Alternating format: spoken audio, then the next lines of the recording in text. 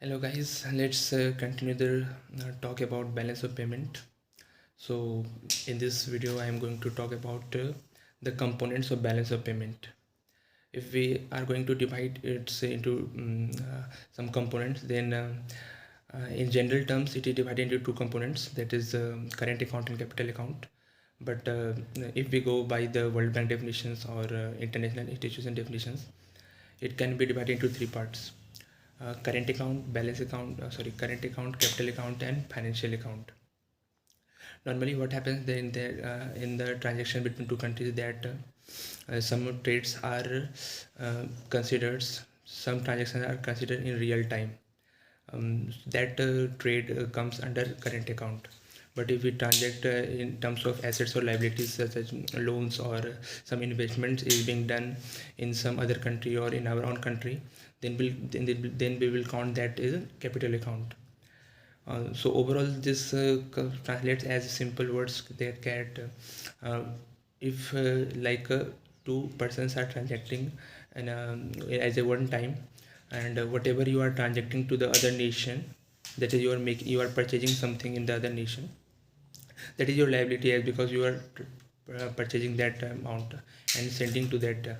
So whatever will count in your current account will count as in capital account of that other nation. Overall, if you sum up all this, and that ideally should come as zero, and this is the case of balance of payments becoming zero.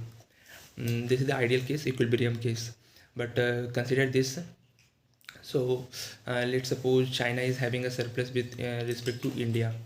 That means in net, China is have it's transacting more, transaction is benefiting more from India due to the current account surplus with respect to India.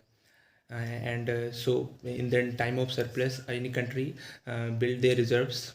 And why they build reserves? Consider this, in our household, why we save money for the bad times.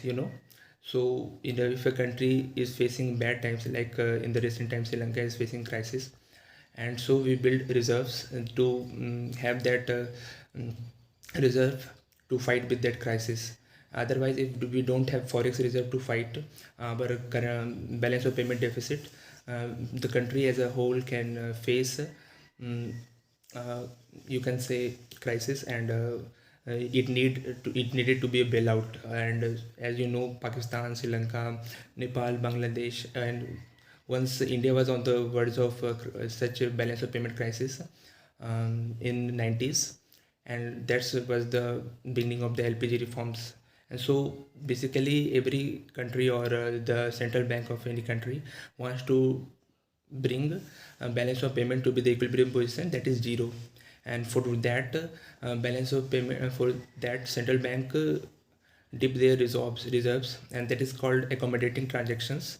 Because what is accommodating? That means if the balance of payment is in deficit, then RBI will, or RBI in our case, will give some reserves in the international market, so that balance of payment does become zero. Or if our balance of payment is in surplus, then RBI will absorb that excess amount of the dollars or transactions to build their forex reserves to fight in the bad times. So basically this is the case. And when we talk about we have 30-month reserves or 40-month reserves, that means we are how much shock absorber we have in our capacity. And this is basically what balance of payment, and why balance of payment should be zero.